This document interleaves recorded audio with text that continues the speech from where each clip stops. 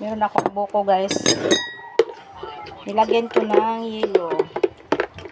And condense. Masarap ito eh. Dito ko lang siya nilagay kasi wala akong maliit na pitcher. Malaki siya. Ay.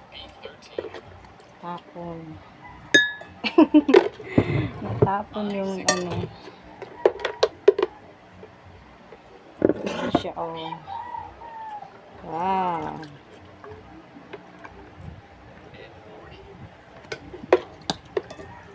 Ayan.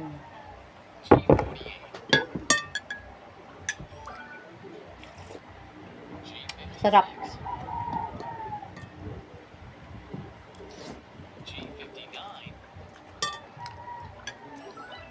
Malamig.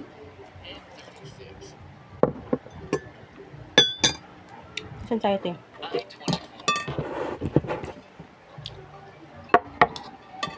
Ayun to.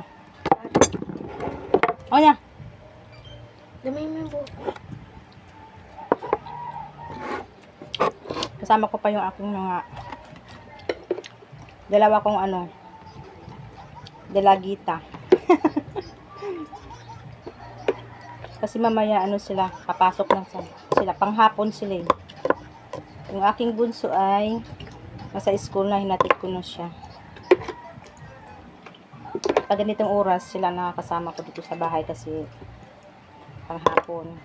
Tapos hapon naman, yung bunso ko naman kasi hanggang lang siya, 2:30.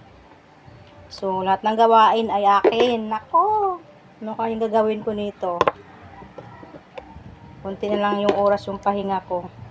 Kasi meron pa akong alagaan ng mga manok. Kasi yung aking partner ay maagang maalis dahil matraffic. Matraffic siya sa hirap sumakay. Dahil pasukan na nga, mahirap na ang pagsakay ngayon. Pag-commute lang. Tapos ang uwi niya ay gabi na. Kaya akin talaga lahat ng gawain. Nako.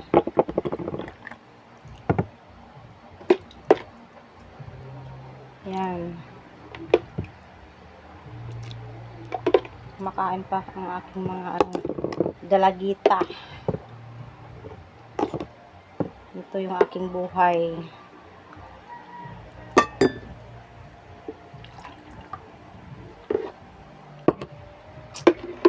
Mahirap kapag alagain pa yung anak mo. Pero hindi na talaga sila alagain eh. Papaalaga lang talaga. Ganyan sila kalambing. Malambing kasi yan sila. Silang tatlo malambing sila sa akin. Pagilitan ko yan. Maya mawala na. Yan.